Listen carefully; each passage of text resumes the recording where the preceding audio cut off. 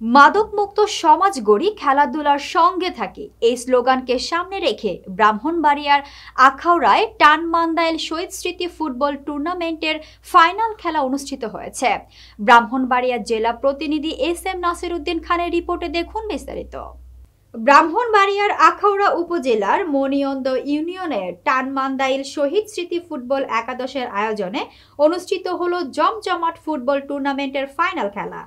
শনিবার বিকেলে স্থানীয় খেলার মাঠে আয়োজিত এই ফাইনাল খেলায় সভাপতিত্ব করেন উপজেলা বিএনপির যুগ্ম সাধারণ সম্পাদক মোহাম্মদ আব্দুল আউলিয়া BA।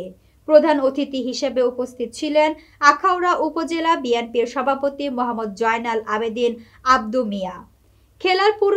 খেলার পুরস্কার স্পন্সর করেন বাংলাদেশ বিমান বাহিনীর ওয়ারেন্ট অফিসার আব্দুল লতিফ সরকার ও জাপান প্রবাসী আরাফাত হোসেন।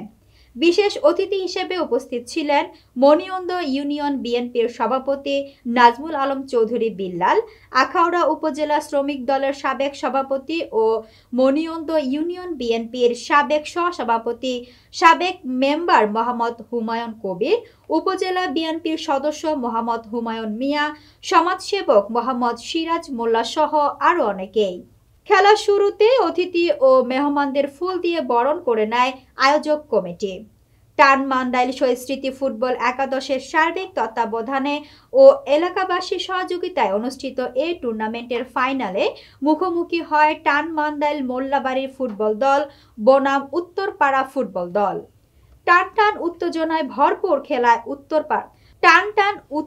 ভরপুর খেলায় উত্তরপাড়া ফুটবল দল 2-1 গোলে মোল্লাবাড়ির ফুটবল দলকে পরাজিত করে চ্যাম্পিয়ন হওয়ার গৌরব অর্জন করে। জমজমাট এ ফাইনাল খেলা উপভোগ করতে মাঠে হাজির ছিলেন প্রায় হাজারো ফুটবল প্রেমী দর্শক। অতিথিরা তাদের বক্তব্যে বলেন, টানমান্দাইল গ্রামের ফুটবল ইতিহাস গৌরবময়। খেলাধুলা শুধু বিনোদনের মাধ্যম নয়, এটি যুব সমাজকে মাদক ও অপরাধ থেকে দূরে রাখতে গুরুত্বপূর্ণ ভূমিকা রাখে।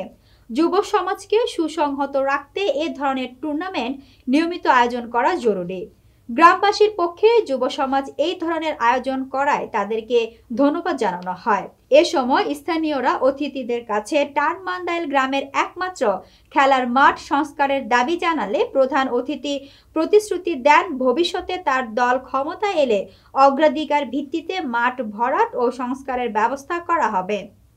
খেলা শেষে সমাজের গুণীজনদের বিশেষ সম্মাননা স্মারক প্রদান করা হয়। পাশাপাশি রানার্স আপ দলের খেলোয়াড়দের মেডেল ও 32 ইঞ্চি LED টিভি এবং